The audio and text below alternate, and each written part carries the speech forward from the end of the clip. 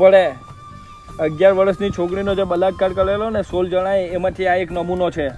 ભાઈ ઊભી રે, હજુ મારું બી કામ બાકી છે.